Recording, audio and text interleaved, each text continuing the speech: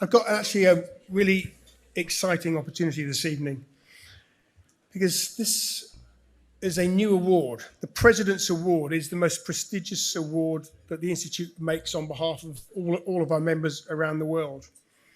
And for those of you who don't know, it builds on a rich history of two other awards that were called the Cadnam and the Melchett Awards. And we decided in the last few years that it was time to move on from those and just replace them with this single award.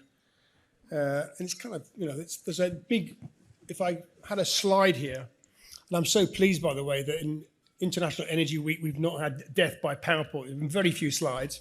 If I had a slide, though, and I listed up there the people who, over the last 90 years, have won the Melchett or the Cadnam Award, I suspect your jaws would drop. Some amazing people who have actually been the recipients of those awards over the years.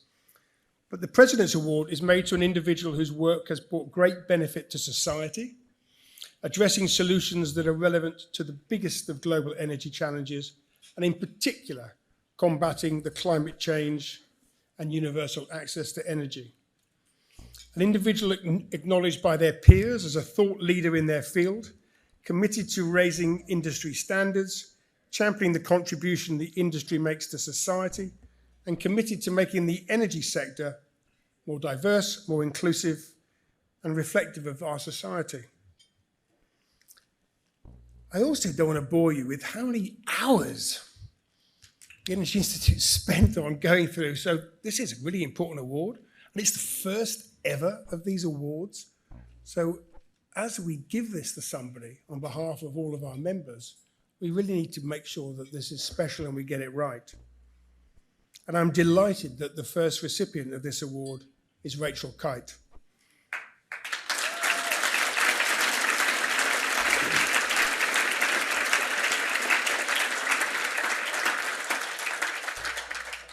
Rachel has been central to not just making the case at the very highest level for sustainable energy as the key to combating both climate change and poverty, but to finding solutions, really finding solutions to the intractable challenges that are often posed by finance and delivery. She's the 14th, and in fact the first female, I think, Rachel, Dean of the Fletcher School of Tufts University in Boston, which is the United States' oldest graduate-only school of international affairs. Prior to joining Fletcher, she served as a special representative to the UN Secretary General and Chief Executive Officer of Sustainable Energy for All. And she was at the World Bank, where she was a vice president and special envoy for climate change in the run-up to the Paris Agreement. In all of those roles, Rachel has led efforts to promote and finance clean, reliable, affordable energy as part of the UN Sustainable Development Goals. In fact, she remains, I know, a member of the UN Secretary General's high-level advisory group. I think that's one of those things that you put on your CV that's also got after it, no pay goes with this job. And she's an advisor to the UK COP presidency, co-chair of the Voluntary Carbon Markets Energy Integrity Initiative, and chair of the Rwanda Green Fund. She's advised investors, governments, not-for-profits around the world on climate, energy, and finance, all hearkening into sustainable development. And it won't surprise you, therefore, that she's no stranger to recognition. In the 2020 UK New Year's Honours, she was appointed a CMG for her services to sustainable energy and combating climate change. And she was named by Time magazine as one of the 15, interesting 15, that's a funny number to come out with, but it was, 15 women who were leading global action on climate change. Very prestigious awards, Rachel, but nothing trumps the President's Award. So ladies and gentlemen, if you could join me please in congratulating our first ever winner of the Energy Institute President's Award, Rachel Kyte.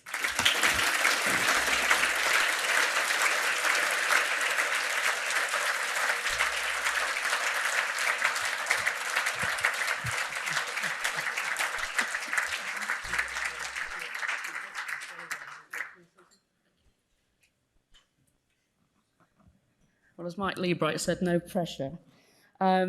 Thank you very much. This is the first time I haven't worn tracksuit bottoms for 2 years. And I, like all of you, had a panic trying to get ready for the dinner tonight. So thank you all very, very much indeed. This one's actually for my dad, who I lost a year ago. When I was a little kid, if the phone went late at night, it was because he was being called out, because he was a lineman in the electricity board. And for the farmers in Lincolnshire, if he didn't get the power back up, then there was trouble. And sometimes I would go out with him and he would allow me to read the maps of where all the pylons were and the electricity lines. He knew it like the back of his hand, but for me, energy was transformative. It was the difference between warmth and light. It was the difference between what was good, what was bad, and the energy that was used to produce that electricity was fundamental. It's been my privilege then to work in communities around the world to see how transformative it is when people get power for the first time, and how it can completely change relationships within a family, between families, between peoples and their governments. And there's so much more work left for all of you to do. So this means so much. Thank you very much indeed.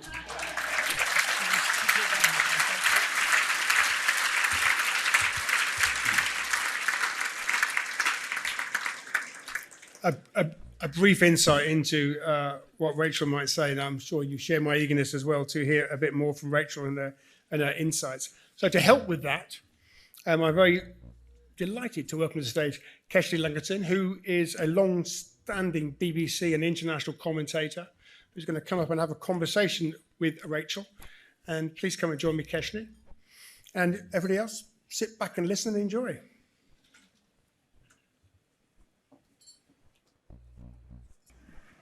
Rachel Kyte, thank you so much for coming here tonight.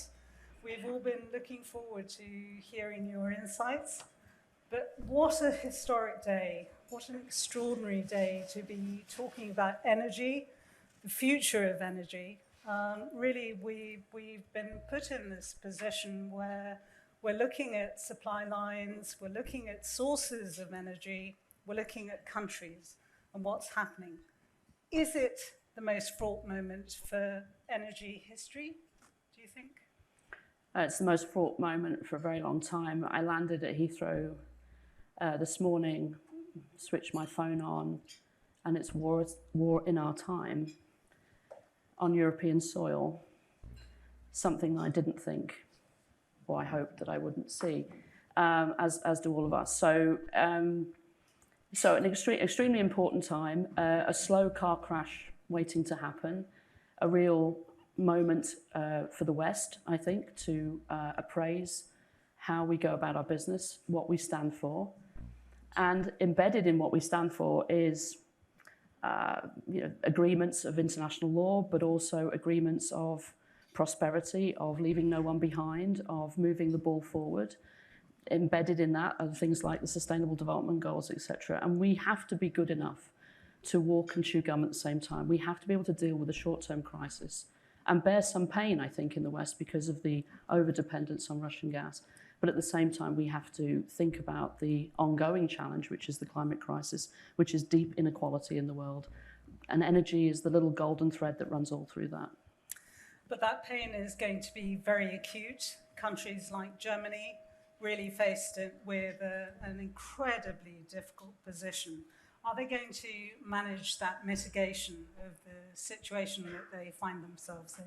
Well, if I was thinking, if I had a penny for every journalist who's asked me in the last 24 hours, how quickly can Germany move off Russian gas? As if you could say, well, the 28th of February 20, whatever.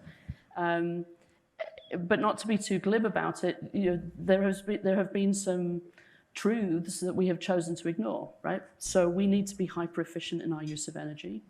We're not, we need to be, and we need to just double down on that. We need to diversify. We haven't. There is a social set of norms around people's comfort with nuclear energy, which changes depending on decades or disasters or how young people change their minds. So all of these things have to be factored in. And then, investment in storage. I mean, every year we underinvest in infrastructure, we pay the price. And so there is no turning back. or away from net zero. Although, I mean, we're friends, right? Absolutely. So there are certain industry associations that some of you belong to that think that you can just sort of like abandon net zero in a moment of particular short-term pain. You all know that that's wrong. You might want to, change your lobbying budgets, but that's another story. So no, the long-term direction of travel is clear, but there's going to be pain getting there, and somebody's going to have to stand up. But give the Traffic Light Coalition credit for doing something that people didn't think they would do. But is it realistic to completely rethink that energy infrastructure? It's realistic to imagine that the energy infrastructure over the next decade or so is going to be profoundly different than the one it is today, as it is profoundly different from the one 10 years ago. And the question is, do you hurry up and move through that transition more quickly, or do you run the risk of putting, one leg on one side of the river and another leg over the? I mean, you have to move your weight over onto the future. And so, we've always said in the climate discussions that politics has let science down. This industry knows more than anybody about what transitions involve. It has been a story of transitions for decades. We just got to keep motoring through this transition. But moving through that transition as quickly as some people want to is going to be incredibly difficult. Do you think, in a way, that the current tensions could accelerate the process of decarbonisation, accelerate the process of thinking of a rich mix, the kind of rich mix of energies that you've been talking about for such a long time now? Well, yes, because over-dependence on one source of energy and over-dependence on one origin of that source of energy has proven itself to be, a strategic vulnerability. And this is not news. It's just that now it's happened, everybody needs to react to that. So I think that, energy security, the environmental impacts of the energy mix, and the social impacts of not having access to affordable, reliable, clean energy have to be dealt with at the same time. It's the trilemma, right? And that's complicated and it's difficult, and it requires government funding for R&D, government funding in innovation. It requires the best of the best in this room and many, many other companies who aren't even created yet. But there's no reason to believe that we can't do it. And I would have thought that all of the people that you're hiring are invested in that future. And so I think that the industry has a responsibility to say, actually, we can do this. We can do this. But there are also opportunities from London. We're sitting in one of the world's preeminent financial centres. To a certain extent, it plays into your call for following the money.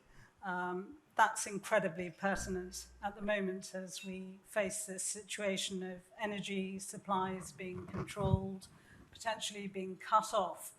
Is there a case for accelerating the calls for responsible investment, conditional investment, linked to perhaps environmental progress?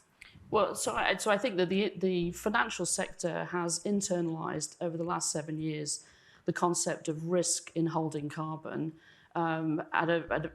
quite rapidly. Does it mean that everything is moving in the same direction? No.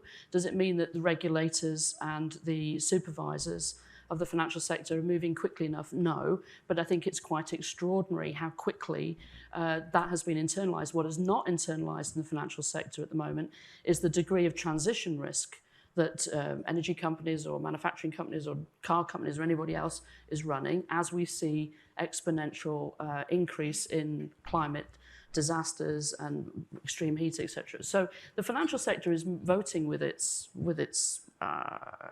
beginning to vote with its dollars. That doesn't mean to say that there is necessarily coherence, because there's still things being invested in that perhaps are going to be problematic over the long run. But yeah, the financial sector is going in one direction, and over time, one direction only. But there can also be really strong leadership. We've got an agenda, certainly it's been running for a long time in the UK, the idea of global Britain. That's been put into sharp relief by Brexit. of course, is there an opportunity now for the UK and the companies that are based here in the city to really take a lead? Well, so I think that there is a very clear global Britain. It's not a global Britain of white picket fences where there's pink all over the map, and we all sing, an anthem when the domestic BBC closes out at 11:30 at night. That is not global. Global Britain is technologically innovative, financially sophisticated, culturally important, soft power, has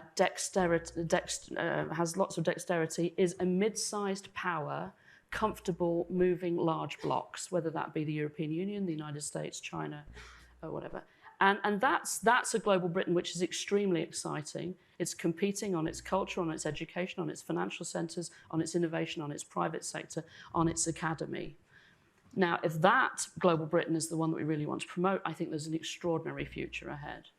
I know from my own experience of anchoring BBC World that the image of a global Britain is something that's incredibly valued. We probably need to do more of that. The energy industry, it strikes me, is perfectly placed to project that image of a caring global Britain. Yeah, because it's the traditional energy companies that people think of when they think about the UK, but it is all of the digitalisation, the decarbonisation, the decentralisation of energy systems, which have got new young companies and old companies adapting to, all either domiciled here or doing business here. This is a very big part of it. When the current government cut its overseas aid last year, thinking that would, win friends and influence people in the run-up to the climate negotiations, what was absurd about that, in my view, was that you were cutting aid to issues of bringing, decentralized clean power to the Sahel. It's much cheaper for you to do that than it is to pay the Ministry of Defence to put troops in the Sahel in order to keep people from moving north over the Mediterranean. So this is, again, the strategic advantage of bringing people to the point where they can access clean energy. It's a strategic advantage for the UK. And I think that process of casting outwards, looking to areas of the world that are not experiencing sustainable energy supplies, they're not experiencing reliable energy supplies even. Sub-Saharan Africa has a disproportionate number of people who basically cannot guarantee any access to energy reliably. Do we need to do more in the energy industry to address those kind of issues? And whilst we may be naturally preoccupied by what goes on in the UK, what goes on in Europe, even further afield, we do need to look much wider, don't we? Yeah, so there's a sort of dystopian story around why everybody should get access to clean, affordable, reliable energy. It's if young people in particular don't have any opportunity for hope, then they can fall prey to extreme violence, extremists. They can fall prey to the kinds of social disruptions that we've seen again and again and again. I think it's much more powerful to talk about the positive, which is if you can imagine what it's like for a community to have access to clean, affordable, reliable energy, that they can therefore have health services, that they can therefore be able to take the crops, store them, maybe process them, get more income into the community, that they can create jobs, that they can stay cool under extreme heat, that they can be more resilient. That's the story. And if you've still got just under 800 million people without access to any energy, and about 2.3 billion people without access to reliable energy, that's an enormous market, that's an extraordinary opportunity, and that's the future, because most of those people are young. It's also interesting, isn't it, that we talk a lot about hydrogen. as the energy of the future, particularly in the West. But in areas of the world which don't experience reliable energy supplies from what we've conventionally known as the traditional sources, that's almost irrelevant. Do you think there's a case for really pushing for the rich mix of energies involving things like hydrogen in developed nations so that you free up other capacity for the parts of the world that just don't have the opportunity to face those high costs? So I think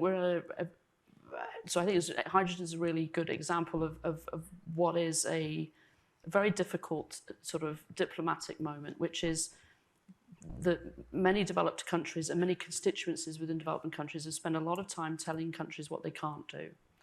And the financiers are moving away from coal, moving away from fossil fuels, and you're seeing a lot of diplomatic activity.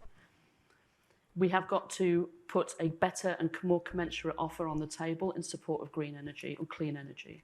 And that includes green hydrogen and blue hydrogen.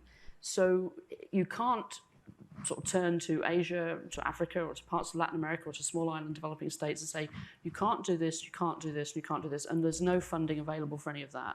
And then not turn around, and either through the Green Belt and Road, or through Build Back Better World from Joe Biden, or from the EU's Global Green Package say, and here's the support for you to leapfrog. And green hydrogen and hydrogen can be very much in part of that. And you know, from Chile to Australia to Japan to the North Sea to other parts of the world, clearly the hydrogen economy is exciting, and it could be just as exciting on the west coast of Africa or elsewhere. It certainly is something that's been taken up by the UN. Those international leaders that you've got so much inspiration from, people like the remarkable Gro Harlem Brundtland, we both know her, people like Ban Ki-moon, whose seminal experience of studying by candlelight really drove his mission in the UN to make energy a really important part of the SDGs. How important do you think that personal leadership, personal commitment to making energy sustainable, energy for all? Well, so sitting in a room full of energy leaders, I think that there is no substitute for, and you should not forget the impact that you can have on just a young person within your firm, a client, a community that you're serving, and it makes a difference. When you talk to Ban Ki-moon, he will tell you about what it felt like, you know, studying by candlelight, but what it felt like the first time that he was able to switch. And that's a very big reason why the Sustainable Development Goal on energy was never argued over. It was assumed that it would be one of the 17.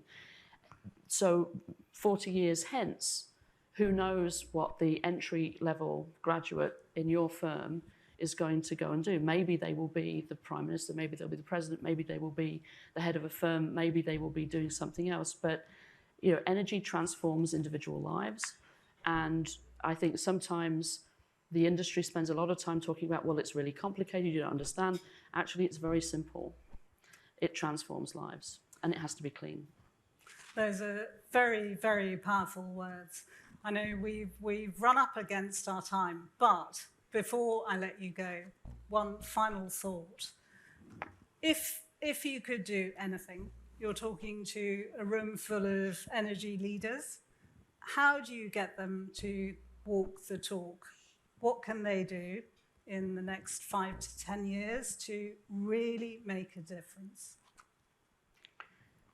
So I think COVID and the pandemic has actually revealed something about the kind of leadership that we need, a moment of extraordinary transitions. It's not just energy, it's transportation, it is the food system. I mean, we are in the process of having to change a number of systems. And if you look at which parts of the world have done well and which leaders have managed to connect with people so that people would do something against perhaps their perceived self-interest, it's this concept of reciprocal vulnerability, that actually the leadership we need right now is the leader who's prepared to stand up and say, you know what, I don't have every single detail of this worked out, but I know that this is the direction we're heading in, and I know that together we will reach. Now, I understand that you've got quarterly earnings calls. I understand that you've got investors who are hounding you. I understand how difficult that is, but there is something about that kind of reciprocal vulnerability. Yes, I'm your CEO, and we're going to work this out together. I think that's the kind of leadership, because that leads to trust within a firm, and trust with your stakeholders, your shareholders and others, and trust within society. And that's something that this industry struggles with, will continue to struggle with. And the kinds of braying, bombast, well, look where that's getting us right now. So we need reciprocal vulnerability, and there are many leaders in this room who already practice it. A great deal to think about. Rachel, Kyte, thank you so much for sharing your thoughts.